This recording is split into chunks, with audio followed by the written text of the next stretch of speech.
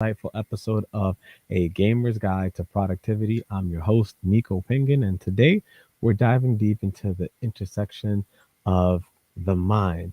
Of course, coming through somebody that has studied incredible intellectual information, just a big fancy fluffy word for saying somebody that knows a lot of information. This individual wears many hats: author, transformational coach, financial advisor.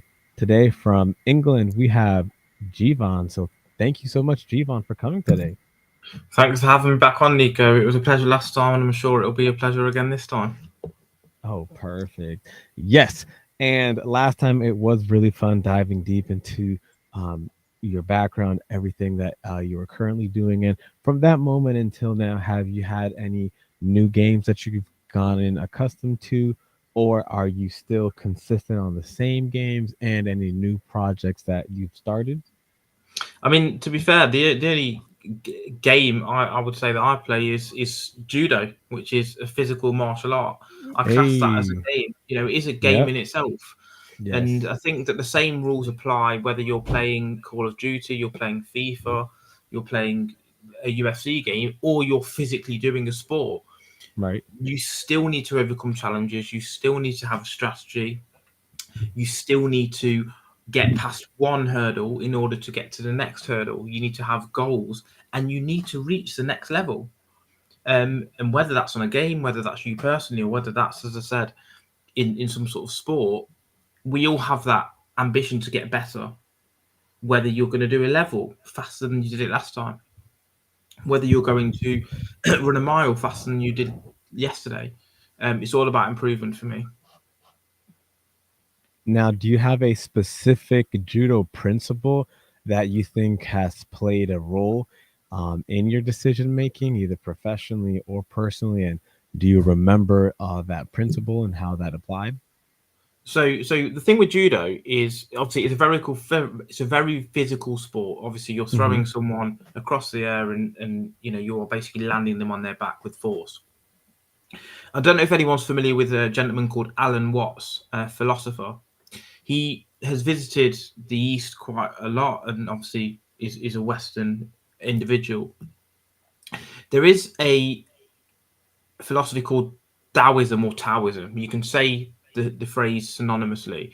And what they talk about is something called Wu Wei, which is not forcing against the will of something. So, for example, if you are Mm, on the sea, instead of trying to row with the oars, why don't you just set the sail in the right way to allow the wind to take you to the direction you want to go? right. Much like that for judo, you only use force at the right time when the individual is off balance. Now, the question is, well, can you manipulate the person into a position where you're creating that off balance? With the answer is yes, but my point is actually is you need to apply force at the right time. Now, a lot of the problems I see, and myself included, I'm not perfect, is we try to force things to happen when it's going Hmm. against the direction we're meant to be heading. And I think that's a real good philosophy to think about and to embody within your own life as well. Sometimes the career is the wrong thing for you, and you'll keep banging your head against the drum. And actually, have you not realised yet that's not the direction you should be going? And you're being pushed in this direction, but you just don't want to listen to where you're sort of being ushered towards. And then obviously you can chart your course that way. So I think that's a real key philosophy for me. Yeah, it's like a fish trying to swim up the stream, and up the stream, you have bears literally waiting for you there when you can just flow down the stream into a safe new haven. Yeah, exactly. It's like you might not have really good hand-eye coordination. I mean, not everyone is blessed with good sporting ability. Not everyone can, jump 7 foot in the air and slam dunk a basketball hoop. Right. So, if you this is an example I love to use. If you're 5'2", why do you want to be a professional 100-meter sprinter? The chance of that happening is pretty much zero. In fact, it is zero. You're never going to do it. There are people who are 6'5" with faster twitch fibers than you, with leg spans that are double yours. why don't you actually think about what skills you've got and use them to the best of your ability? Everyone has skills. You might be really good at speaking, you might be good at writing, you might be really good in a social setting, you might be good physically, sports, as we've mentioned. Hmm. And it's trying to use what you have. And I think skill stacking is going to be really, really important in the future, where you have got a very specific set of skills, and that's going to be your niche. You might speak French and Spanish, but you also might be a coder. So you can make a YouTube channel in English, Spanish, and whatever language I mentioned, French, I think. And that's your niche, and that can be what you do and what you provide to the world. So I think it's really important to understand who you are and what you're trying to deliver. I've got an Instagram channel. I'm writing two more books. One is going to be out this month, and one is being written, and it'll be maybe out by the end of the year.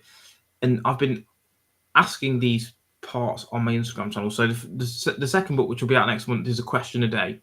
So the question I uploaded today was, how do you want to be remembered?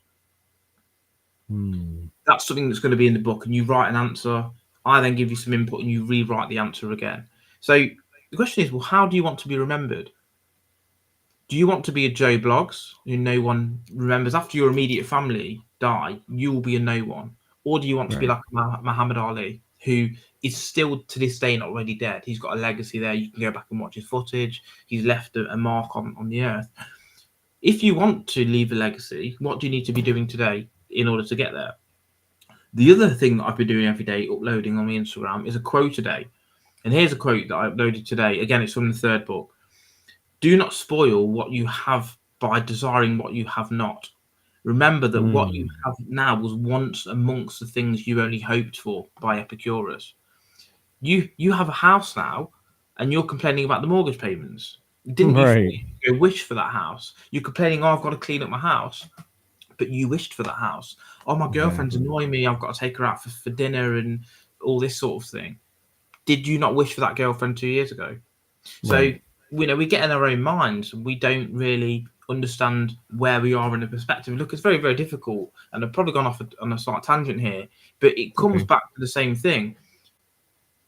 Whatever your skills are, move in that direction. But also within that, how can your mentality give you optimal usage of that direction?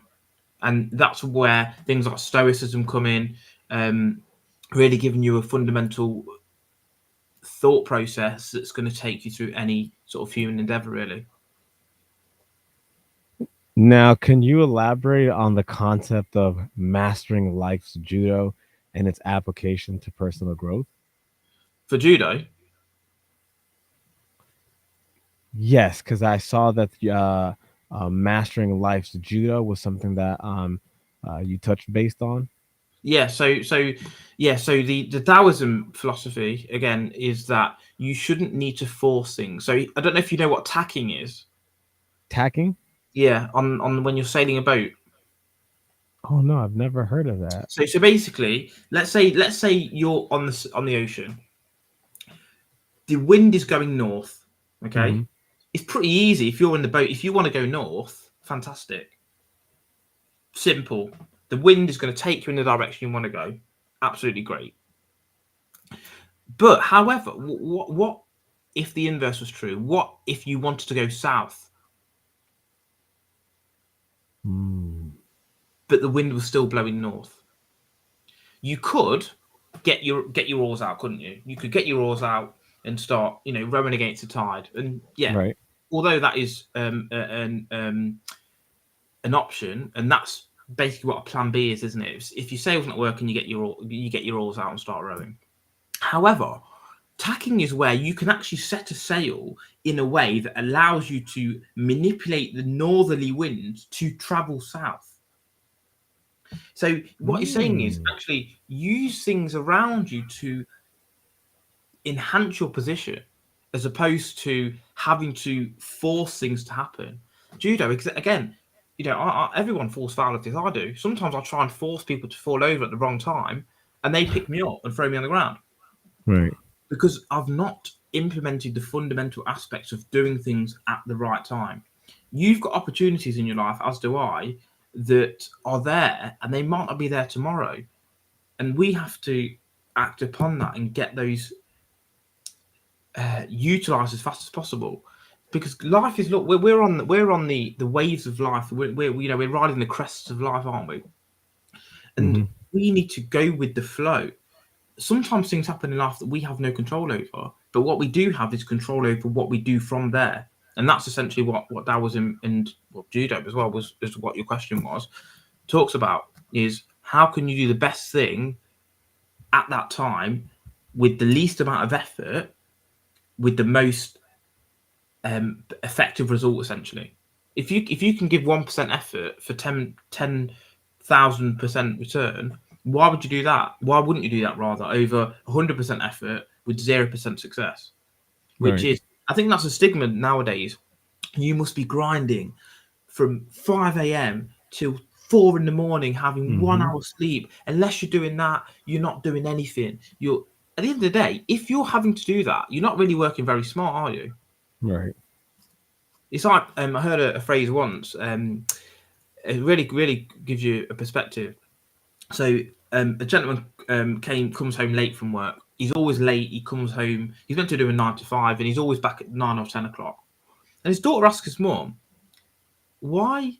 Why is he always back late? Isn't he meant to finish at 5?" She goes, "Oh yeah, he's working really hard. It's a really hard job." She goes, "Why don't they just put him in a slower class? Why don't they just put him in a slower class?" So what that's basically Mm. saying is he's not being efficient enough, or he's not smart enough for the job. It's like at school. Right.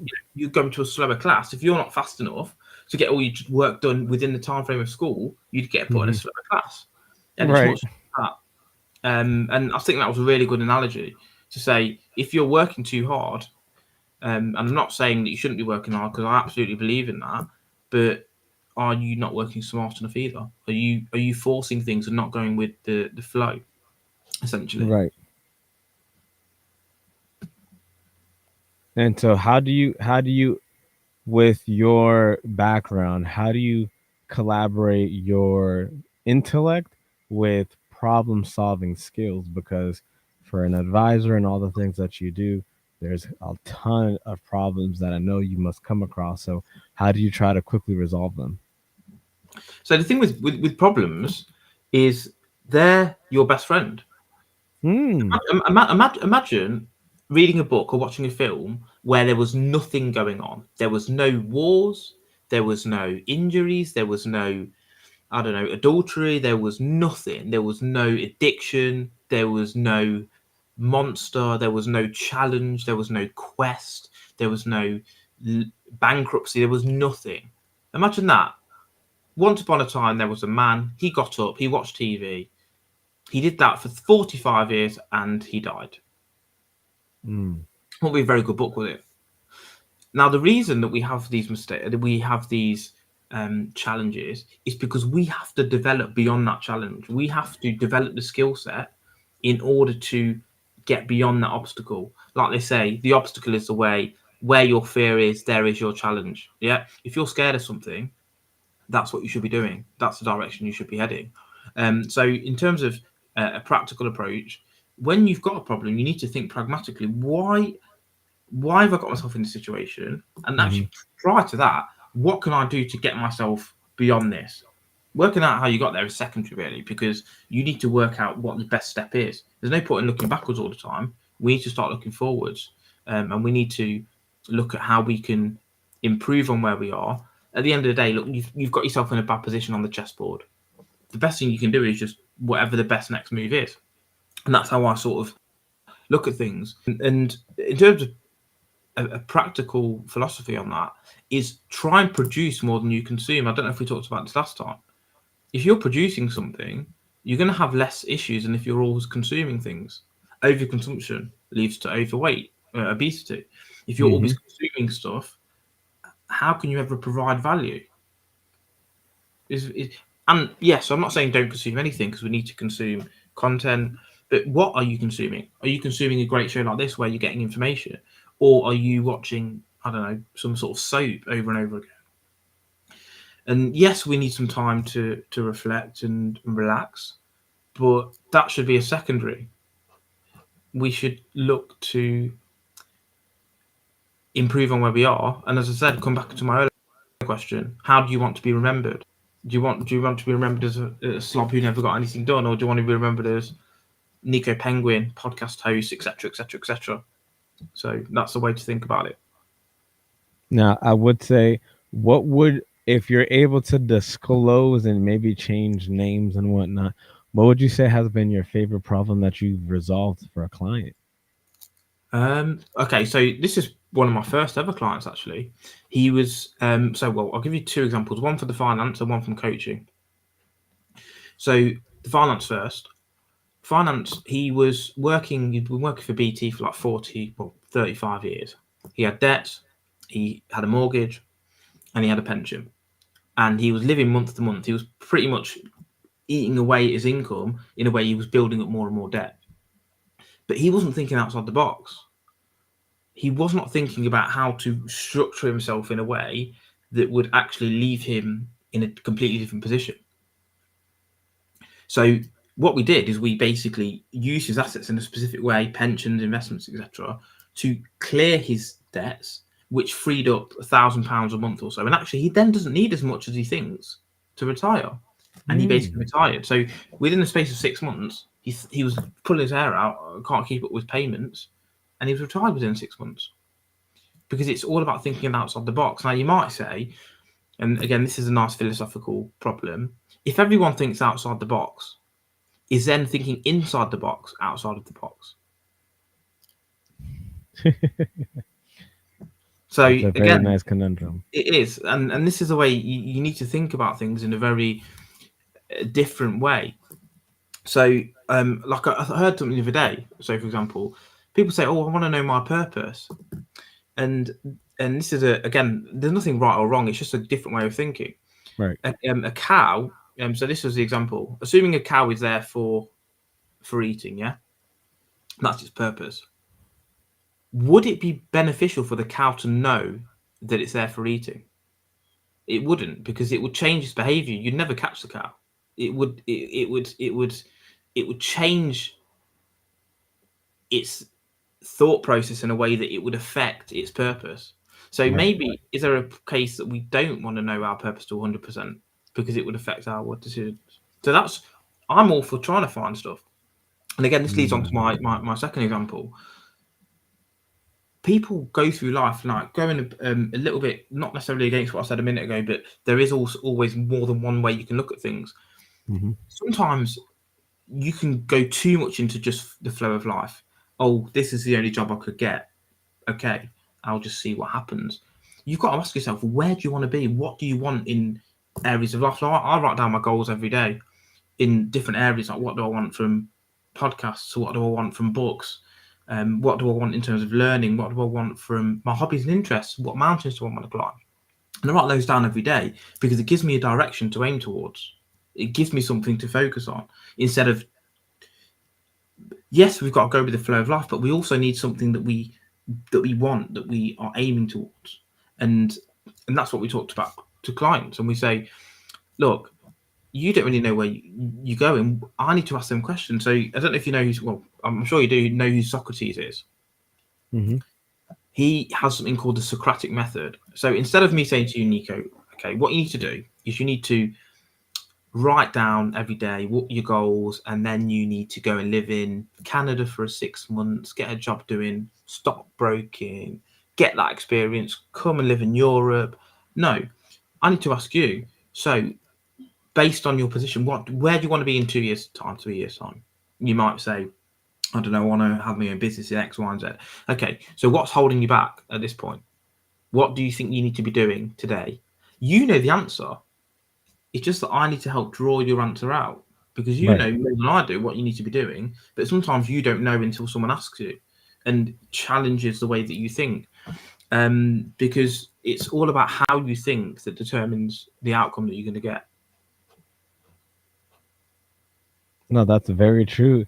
That's very, very true. And in terms of the goal setting that you mentioned earlier, do you think that by goal setting you're essentially creating the defined purpose? Because if you don't have a goal, you don't really know what you're trying to do. Whereas once you start goal setting, you can start depicting what you're trying to do, what you're trying to accomplish, and thus you're creating a new purpose, so to speak. Well, you can't master what you can't measure. It's like if you're Mm, going to do a marathon next year and it's 26 miles, you need to know that you're going to be doing that in 12 months. And what do you need to be doing every week in terms of mileage to get yourself ready for that? right. So like even okay, let's take it really basic. If you want to make a chicken dish tonight, you need to know Mm, what ingredients you need, how long it's going to take, prep time, cooking time, etc. How much it's going to cost you to make it. These are all processes to get to the end goal of I want to eat that dish. right. And the same goes for life as well. When you started this podcast, um, how do I start a podcast? How do I get guests? What are we going to discuss? Etc. Etc. Etc. And Right. and that's what's really really important is that you have a direction. And then it comes back to my earlier point about going with the flow of life. Hmm. If you've tried things and it's sort of bending you in a slightly different direction, go with it. But it doesn't mean that you change sort of your goal necessarily. You sometimes change the action steps, if that makes sense, because you're coming from a slightly different position, or maybe you do align the goal very slightly. And we need to have like a flexible, long range plan, essentially. And what was that example for the biggest problem solved? I think you did one for the financial advising, and which one did you say you were going to do Oh one yeah, for for the the coach, coaching? yeah, as I said, it was just a perspective change. We need to ask Mm, questions. So, which is the whole premise of my second book. I asked the individual certain questions that help them to define where they wanted to be. They felt lost because they didn't really understand what it is they wanted. So hmm. we look at the wheel of life, for example, areas such as hobbies, social, finances, career, fitness, all of these areas, and we rate them. Okay, so we say, okay, well, if you rate these areas 1 to 10, what does that look like? So certain areas are 2, career 2, finances 2. Your social might be 10 out of 10. I go out all the time, but maybe you need Mm, to rein that in a little bit, go down to an 8, and add more time into other areas to give you a more complete package. So the thing with the coaching is it's not as simple as like with the finance where it's like X thousand pounds debt to £100,000 of investment, whatever it is. Coaching is much more about guiding someone to change the direction of the next 6 months, 12 months, 2 years, if that makes sense. And that's what's really, really important. It's a whole mindset shift. It's actually looking at things from a measurable, practical approach, and asking questions such as that. What I said right at the start. How do you want to be remembered? What do you want to be known as? What legacy do you want to leave? Where do you want to be in 5 years' time?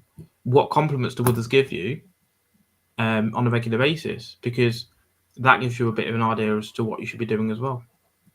have you ever had to ask that Socratic level of questioning to somebody and it kind of show them like, hey, you said that you want to do this ABCD huge thing, but everything that you're doing is completely opposite. Like your social life is at a 20 and your productivity is at like a -2. So how do you expect to do that when your life is completely in the opposite direction? If you want to achieve that, you need to eliminate that entirely. Have you ever had to like sit down with coaching clients and lay it out like that? But I would know that, and you would know that, but you wouldn't say it like that. Mm, You wouldn't tell them that. You would get them to say it. So we'll use that example. So they're saying, I want to be, I don't know, let's say they want to be a financial advisor, okay, in 4 years' okay. time. I said, okay. So what does a financial advisor need? What do you need to do to become a financial advisor? Then you'd be like, actually, I need to do these. I need to do this. I need to get this done. Okay. Um. So what are you doing at the moment then? Oh, I'm going out every night. I'm going drinking. Okay. Okay. So if you know that you need to be doing this to become a financial advisor, and you're doing this, do you think you're ever going to become a financial advisor? No. Oh, no, I'm not. Okay, so what do you need to be doing? Oh yeah, so if I need to do these exams, actually, I need to do I need to do one every 3 months for the next 2 years. Okay. So you need to so we've established you need to do one every 3 months for the next 2 years. Okay. How much work do you need to do to pass those exams? Oh yeah, they're quite hard, those exams, aren't they? probably need to be revising every night. Okay, how much do you need to revise? Probably an hour. Do you have an hour spare? No, no, I'm really busy. Busy doing what exactly? Come home really tired. Have some beans on toast and watch TV for 2 or 3 hours. Okay, so is there any time there to replace and put this hour? But you see what I'm trying to do. You need to Right. get them to create their own environment. You can't tell them stop watching TV and do this instead. They need to come up with the plan themselves. You just help them get there in a manipulative way. And I don't like the word manipulation because manipulation is not like No, Machiavellian. it's like you're a shepherd and you're just guiding them to the pasture.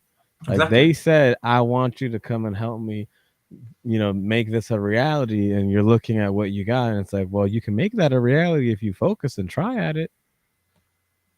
This is it. You like they say, go with your gut instinct. They know what it is they want to do. No one said to me, "I'll write a book and do this." I felt like, oh, do you know what? I really want to do this, and I have now. Well, I've written the second. It's just getting edited. It'll be out in a couple of weeks, and the third one's pretty much finished as well. But they were my ideas, and I had to sit down every day and write pages and pages and pages. Um, and I, you know, literally sit down and think about what I want to do and why I want to do it and what I need to do to get there.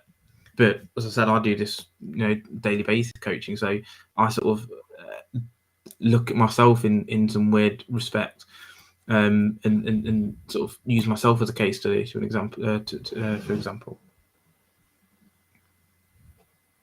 Interesting. And given that you do also do financial advising, how do you assist with clients that are sometimes scared because of the economic times, inflation, and all this uncertainty with AI coming around the corner, job uncertainty? How do you assist with providing sound financial advice? Well, again, it's a perspective. It's all perspective. People say, "Oh, it's risky investing," but wait until you get the tab for not investing. It doesn't Facts. matter. You're going to be invested. Yes, AI is going to come, but what if you're invested into AI? What if AI does take your job, but you'd not invested and you'd not got this money aside? Hmm. Again, it's all perspective. Everything's perspective. There's not anything. There's not hard and fast rules. As I said, there's not all. Oh, you must invest into this to become wealthy. It's where do you want to go? What is it we're trying to achieve here? That's the key. And how do you think your perspective has evolved over the years to be able to fine tune into that much more effective approach? So I heard something Voltaire said, talking about God, for example. He said, people think, God's going to give you everything you ever want. First of all, if you've got children, you can't just give them sweets when they ask for them because they're going to grow up to be spoiled. They're going to have bad teeth, going to be a bad health. You need to sometimes go through the bad to actually develop.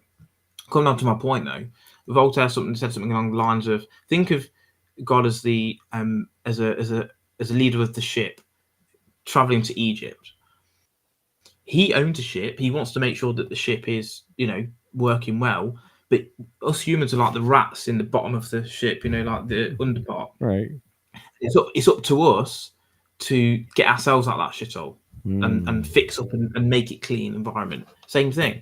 We're here. It's up to us to actually and not up to magic wishes. Like, I do believe in law of attraction and things like that, but you also need the law of action, and that's just as important.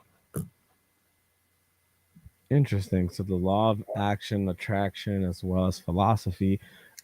Who would you say is your most favorite or most studied philosopher? I'd probably say Marcus Aurelius, to be honest, because I like the Stoic philosophies. But there's so many, good philosophers. Obviously, Aristotle to Immanuel Kant, and a lot. And there's basically three branches of philosophy. Hmm. There's ethics, which is how you should live. and that for most people is probably the key one. There's metaphysics, which is talking about how we know about the universe, so things like God, etc., etc. And then there's epistemology, which is how you know something to be true. So is it by logic? Is it by reasoning? Is it by empiricism? And there's philosophers that discuss those different aspects of um, of philosophy. Essentially, there are obviously other parts like philosophy as a mind, religion, etc. But they're the three core parts. So, like for example, I would say, like on an ethical standpoint, I think Stoicism is very very good. Hmm. Metaphysics, I'd say pantheistic or pantheistic views are very, in my view, very accurate. And epistemology, I think, is a bit of everything. You need some logic, but you also need some evidence as well, and we need to reason to come up with conclusions. So I think philosophy is actually really really helpful in terms of ways of thinking about things again, and that's what it all comes down to. Now, would you say that your same favorite philosophers are almost the same Stoic individuals that you revere as well, that you've studied a lot, or would you have a separate list for Stoicism? No, so basically you get pre-Socratic philosophy, you get Socratic philosophy, and then you get Hellenistic, and like there are completely different types of philosophy in terms of the history. I like Stoicism because it's ethical based, as in, as we said, the three parts. Ethics is how you should behave yourself to get the most out of your situation. So one of my favourite quotes of all time is Marcus Aurelius. I'm probably going to bastardize it a little bit. It's something along the lines of, "Be like the rock that the waves keep crashing against." Um, Essentially, standing unmoved. Essentially, so a rock in the ocean, the waves are hitting across it, but it's not affected by it. That's what we should be like. Not getting upset with how bad the day's gone or whatever. That's an example of a phrase that Stoicism um, gives you, and a good perspective. It's like, it's not what happens to you; it's how you react to things that matters. Again, that's a really great phrase that you should think about when you're going through a bad time. Hmm. I took a look here at some Stoicism, and some of this is very, very, very spot on. Like Marcus Aurelius confirming, the best revenge is to be unlike him who performed the injustice. Yeah, yeah. It's like a good comeback is like people say, "Oh, you're an idiot." Say, "You were ignorant. You were ignorant to my other flaws. Otherwise, you would have mentioned those as well." Does that make sense? It's like Yeah, here's another Epictetus one, because I've got them all here from obviously uploading every day. Any person capable of angering you becomes your master. He can anger you only when you permit yourself to be disturbed by him. So if anyone can anger you, then they control you, don't they? they do. As long as they See control if your I've got any other emotions, they one. got control Um, of you. Immanuel Kant, one looking, this isn't Stoicism, by the way. One looking into a puddle sees dirt in it, and the other the stars reflected in it. Hmm. So you get that's perspective again, isn't it? Yeah, one man's treasure is Here's a another Mark man's Aurelius trash. one. It never ceases to amaze me. We all love ourselves more than other people, but care more about their opinion than our own. Marcus Aurelius. That's such a Mm. deep one, because people want validation on Instagram or whatever. Mm-hmm. But if you Mm-hmm. love yourself, why do you care more about what others think about you than you do yourself? So yeah, I listen to that sort of stuff every day, really. And as I said, I'm writing a book about these sort of quotes and discussing what they mean. That's my third book. It's Right. discussing, all these quotes are from my books, um, and discussing what they exactly mean and how we can apply them to our own life, essentially. Yeah, because seeing this one here. The more we value things outside our control, the The less less control we control we have. have. Yeah, Like exactly. the more you fixate yourself on the things that you have no ability to control, the That's it. less of a control you have in any given situation. That's it.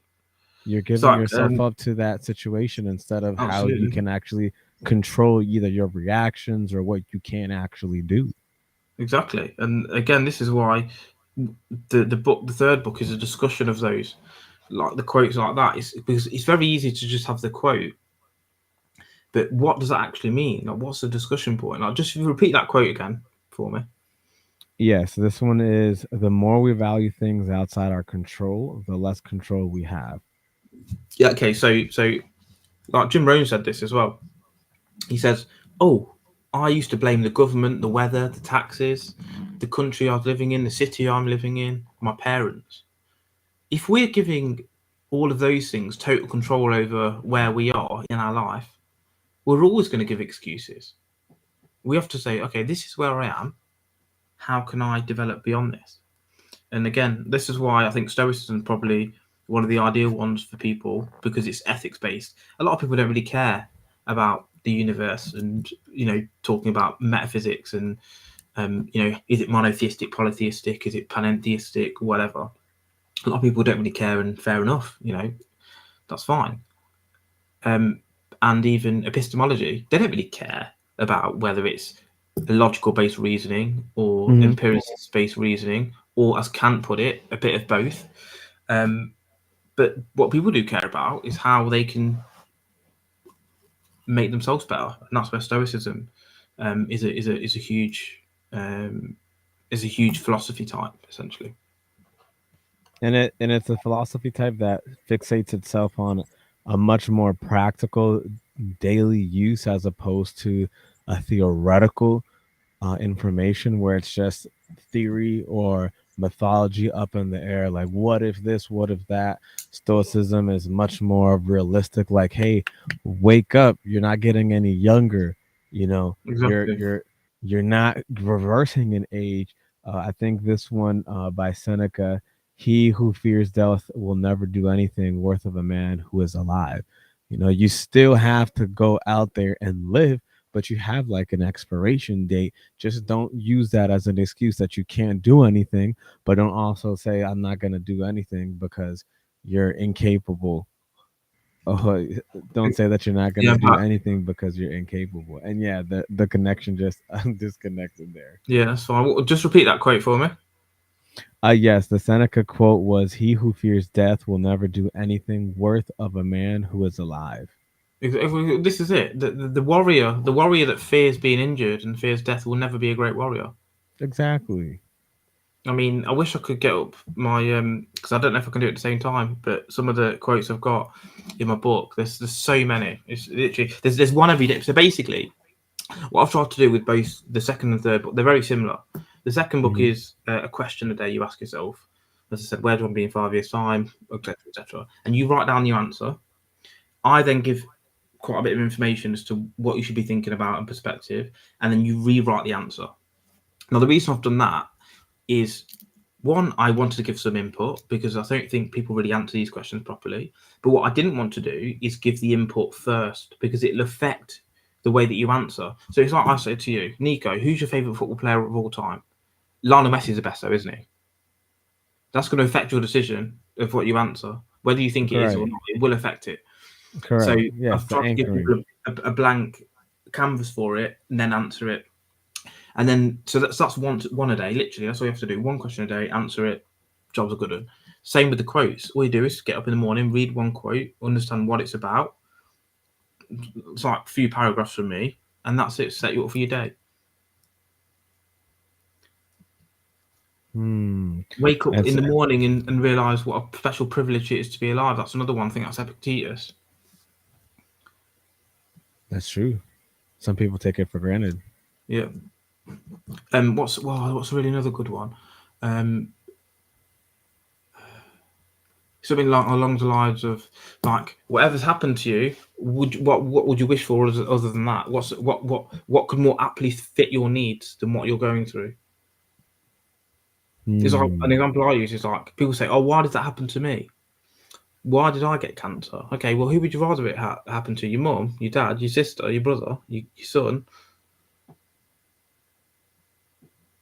Damn, that's so true.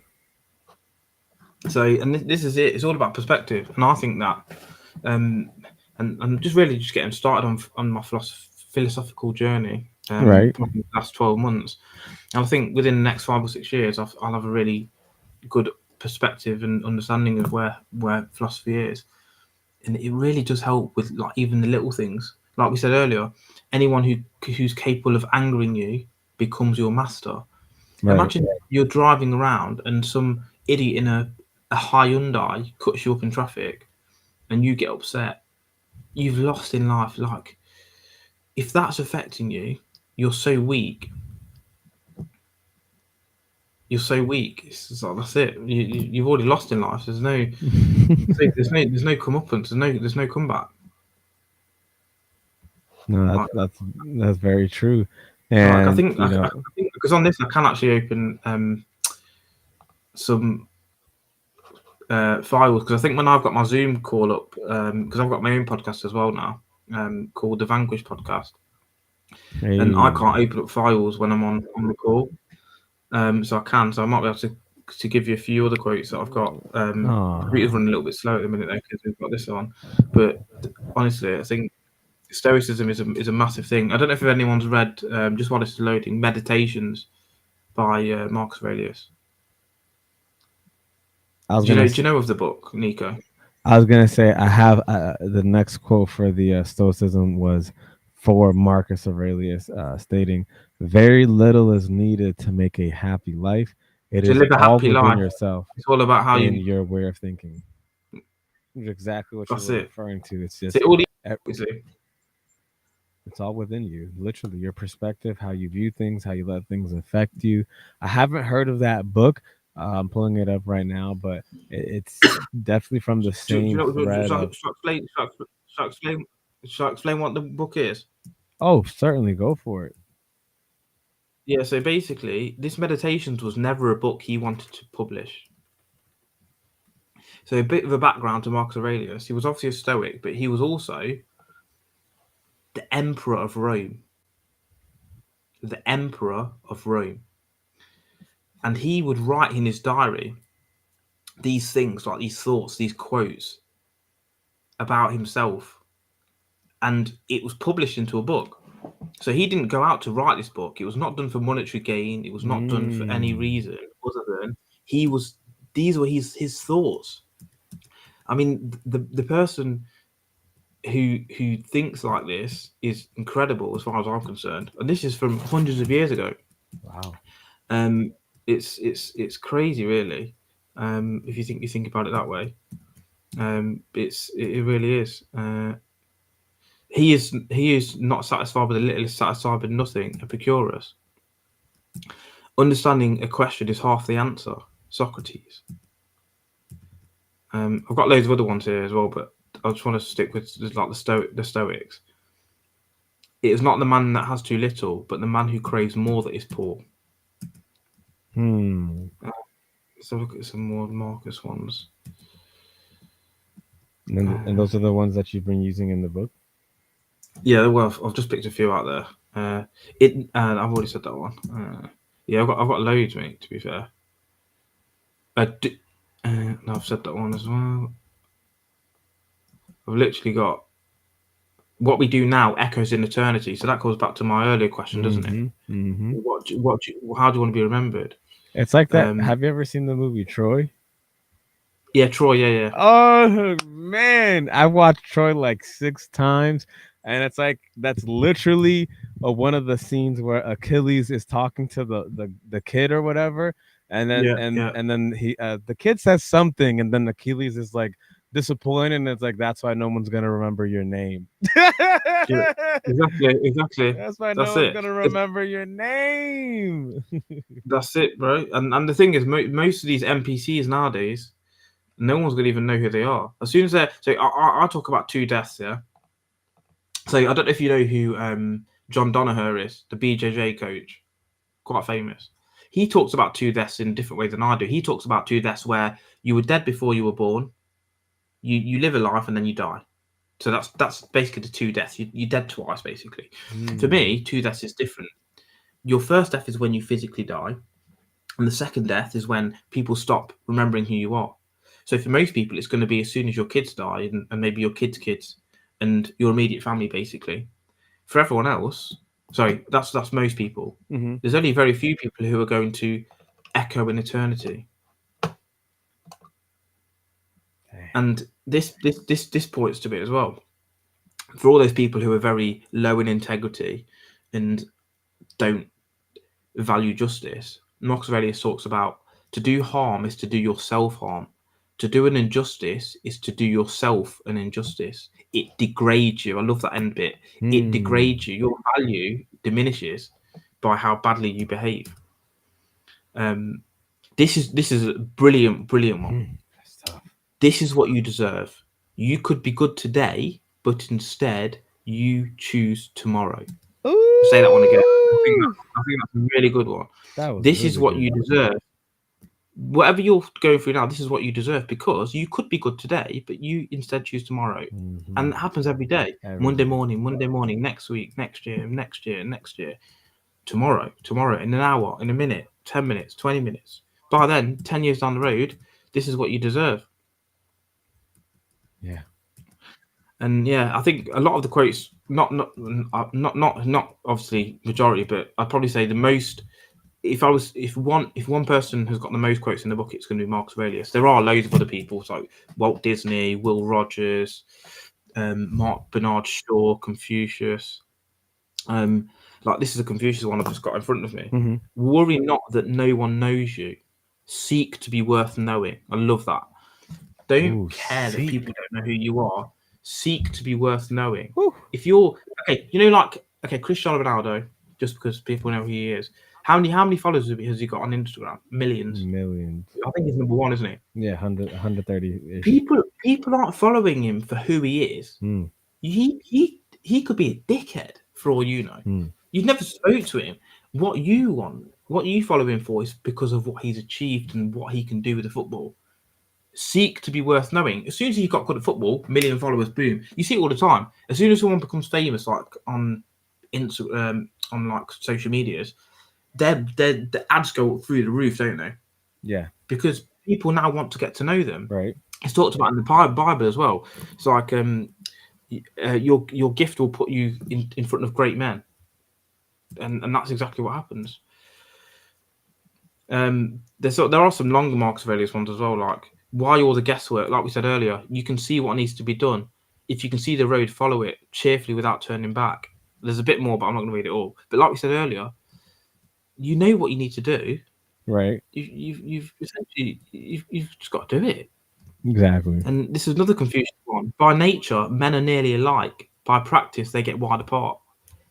At school, you're not much Mm, different, but 10 years down the road, he's doing this and you're doing that. It's right. and there is an element of luck as well. Like let's not get it twisted. Some people have got better hands on, haven't they?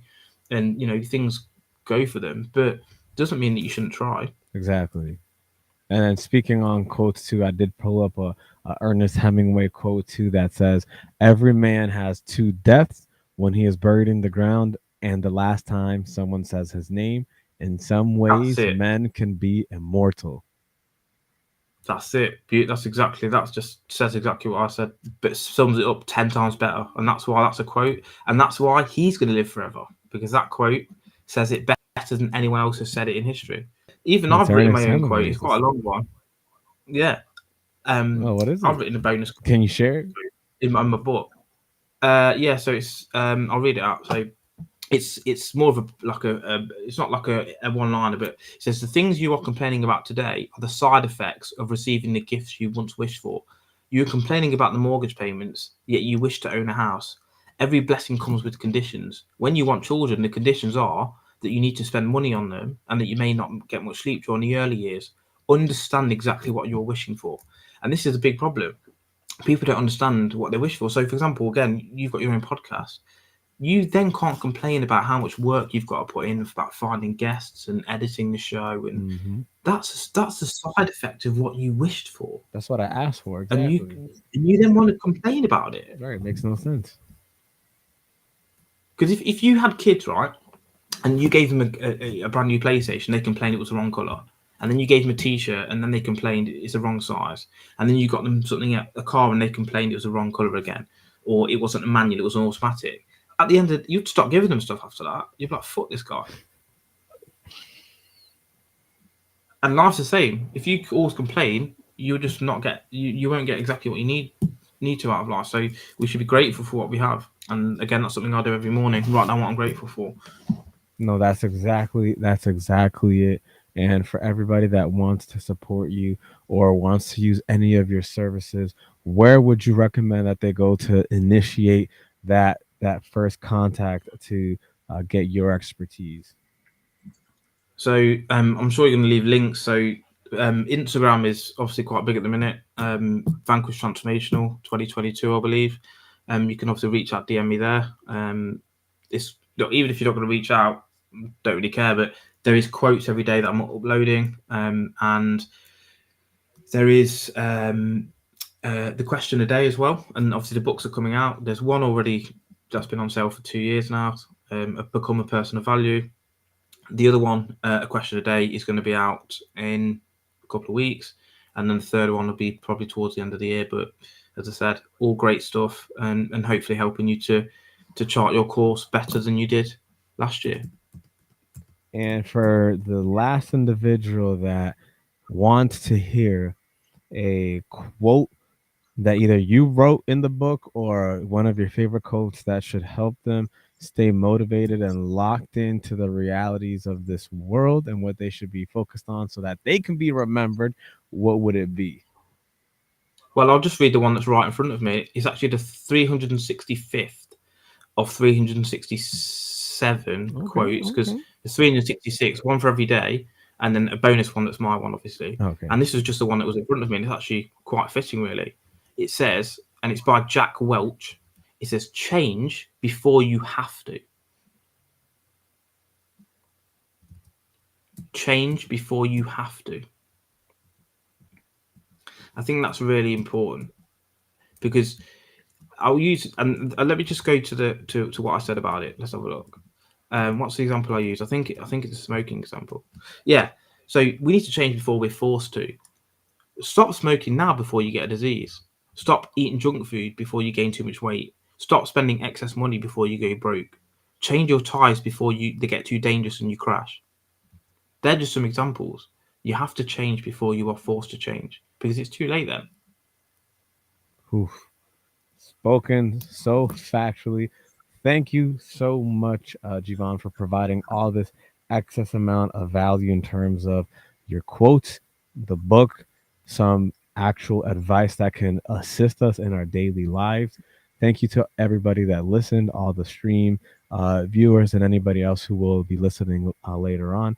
If you like this, please make sure to like, comment, and subscribe. If you really truly want to use Jivan services, check out the links in the description below, as well as look on screen at the bottom. You can see where to reach out to him if you're looking for a financial advisor or for a motivational coach that can provide you this information in a tangible manner. We've been delving into the wisdom of stoicism, financial mastery, and being able to unlock our full potential. So if you found value, once again, like, comment, and subscribe. Until next time, stay focused, stay locked in, and stay inspired. This is Nico Pingan for A Gamer's Guide to Productivity, signing out.